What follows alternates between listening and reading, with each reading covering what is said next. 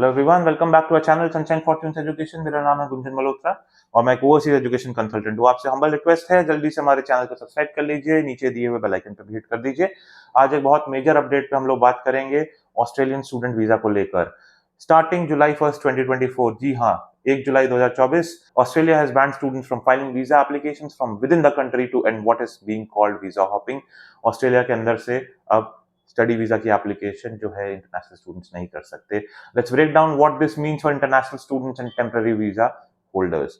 सो जो new regulation है, इसके तहत कुछ अलग अलग तरह के जो वीजा कैटेगरी हैं, जिसमें विजिटर और टेम्पररी ग्रेजुएट वीजा भी आते हैं, उस कैटेगरी के जो स्टूडेंट्स है, कैंडिडेट्स हैं, वो स्टडी वीजा की एप्लीकेशन ऑस्ट्रेलिया के अंदर से नहीं कर सकते। इसका क्या तात्पर्य है, इसका क्या अर्थ है, इसका क्या मतलब है, वो हम लोग देखते हैं कि अगर आप ऑस्ट्रेलियन स्टूडेंट वीजा की एप्लीकेशन करना चाहते हैं तो आपको ऑफशोर यानी ऑस्ट्रेलिया से बाहर जाकर एप्लीकेशन करनी पड़ेगी। अब हम लोग समझने की कोशिश करेंगे कि ऐसा किया क्यों गया है, इसका मेन कारण क्या है, इसका रीजन क्या है। तो मेन कारण की बात करें तो ऑस्ट्रेलियन गवर्नमेंट का जो एम है, उनका जो फोकस है, एक्सेप्ट करना उन्हीं स्टूडेंट की वीजा एप्लीकेशंस को है जो कि जेन्युइन इंटेंशन के साथ पढ़ाई करने के लिए ऑस्ट्रेलिया में आते हैं और ना कि इमिग्रेशन को फोकस करके ऑस्ट्रेलिया में आते हैं। Australian government wants to prevent the practice of visa hopping, where individuals extend their stay by continuously switching visas. Temporary graduate visa holders, visitor visa holders और जो बाकी और भी कुछ स्पेसिफाइड वीजा होल्डर्स है, उनके ऊपर इसका इम्पैक्ट पड़ेगा। लेकिन मैं आपको ये बताना चाहूंगा कि जो एप्लीकेशंस 1 जुलाई 2024 के पहले ऑस्ट्रेलिया में लग चुकी हैं, जो वहां से अप्लाई कर रहे थे, उनको प्रोसेस किया जाएगा। और साथ के साथ कुछ कैटेगरीज हैं जिसपे इसका कोई इम्पैक्ट नहीं पड़ेगा। उसकी डिटेल आपको ऑस्ट्रेलियन इमिग्रेशन की वेबसाइट में मिल जाएगी।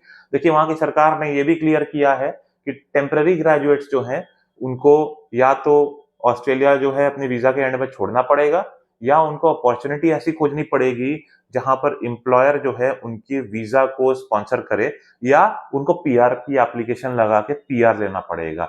अगर वो ऐसा नहीं कर पाते तो बाय बाय करना पड़ेगा ऑस्ट्रेलिया को, अपने देश को, वतन को वापस लौटना पड़ेगा।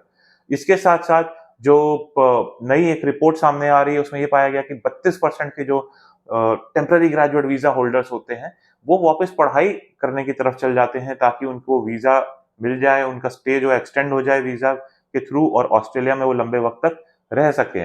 This change aims to ensure that graduates find skilled jobs and work towards becoming permanent residents rather than becoming permanently temporary। तो ऑस्ट्रेलियन गवर्नमेंट चाहती है कि जेन्युइनली जो बच्चे हैं उनको परमानेंट रेसिडेंसी मिल जाए और तरीके से वो पॉइंट्स पूरा कर पाए। और ये जो चेंज है, ये एक पार्ट है सीरीज का, जो रिफॉर्म्स हो रहे हैं वहां पे टेम्पररी ग्रेजुएट वीजा होल्डर्स के लिए, उसके लिए है। इसमें और भी बहुत सारी चीजें हैं जिसमें these include significantly shorter post-study work rights, reduced age limits from 50 to 35, and English language requirements, which were rolled out in the month of March। तो ये पॉइंट्स कुछ थे जो कि पास्ट में इंप्लीमेंट किए गए हैं। और इसके साथ एक आपको मैं ये भी बताना चाहूंगा कि आपको ऑस्ट्रेलिया के बाहर जाके एप्लीकेशन करना पड़ेगा और अपने आउटकम का वेट करना पड़ेगा, और वहीं के से वीजा मिलने के बाद फिर आप ऑस्ट्रेलिया एंटर कर सकते हैं। ठीक है, तो ये पॉइंट्स थे और जो मैं आपके साथ शेयर करना चाहता था। और एक पॉइंट और मैं शेयर करना चाहूंगा कि जब आपके एप्लीकेशन प्रोसेस में है, आपको ऑस्ट्रेलिया के बाहर ही वेट करना होगा, कोई ब्रिजिंग वीजा आपको नहीं मिलेगा। और इन रूल्स के हिसाब से जो विजिटर वीजा होल्डर्स हैं, वो 3 महीने तक की पढ़ाई तो कर ही सकते हैं। शॉर्टर प्रोग्राम्स जो होते हैं, शॉर्टर पीरियड के प्रोग्राम होते हैं, उसकी पढ़ाई तो वो कर ही सकते हैं। लेकिन 3 महीने से ज्यादा की जो पढ़ाई है, अगर वो ऑस्ट्रेलिया में करना चाहते हैं तो उनको ऑस्ट्रेलिया के बाहर जाके स्टडी वीजा एप्लीकेशन करना पड़ेगा। परमानेंट टेम्पररीनेस की जो प्रॉब्लम है ऑस्ट्रेलिया में, उसको खत्म करने के लिए वहां की सरकार ने ये रूल बनाया है। देखिए, इस रूल से कौन कौन से सब क्लास, कौन कौन से कैटेगरी पे इफेक्ट पड़ने वाला है, अब मैं आपको ये बताऊंगा। नोट कर लीजिए, ध्यान से सुन लीजिए, कहीं लिख लीजिए, सेव कर लीजिए, या वीडियो सेव कर लीजिए, अपने फ्रेंड्स और फैमिली मेंबर सब भी शेयर कीजिएगा। सब class 485 temporary graduate category impact हुई है। सब class 600 visitor visa category impact हुई है। सब class 601 electronic travel authority impact हुई है। सब class 602 medical treatment category impact हुई है। सब क्लास 651 ई विजिटर कैटेगरी इंपैक्ट हुई है। साथ ही साथ सब क्लास 988 मेरीटाइम क्रू की जो कैटेगरी है, वो भी इंपैक्ट हुई है। देखिए, इसमें से ऑलरेडी बहुत सी कैटेगरीज हैं जो जिसमें स्टूडेंट्स अप्लाई नहीं कर पाते थे, तो वो कैंडिडेट सप्लाई नहीं कर पाते, तो उन कैटेगरी को नहीं टच किया गया है। ये मेनली कैटेगरीज है जिन पे देखा गया कि स्टडी वीजा के कन्वर्जन के लिए यूज किया जा रहा था। साथ के साथ मैं आपको ये भी बोलूंगा कि आपको अगर ऑस्ट्रेलिया में जाके पढ़ना है तो बहुत सतर्क रहिए, बहुत इन्फॉर्म्ड रहिए, टाइमली एप्लीकेशन कीजिए, बिकॉज अभी ऑस्ट्रेलिया में बहुत सारे चेंजेस आ रहे हैं। चेंजेस आए, इम्प्लीमेंट हो, उससे पहले टाइमली अप्लाई कीजिए, सीधे रास्ते चलिए, स्टडी को फोकस करके चलिए। Immigration is a by product of education, तो एजुकेशन पर फोकस कीजिए।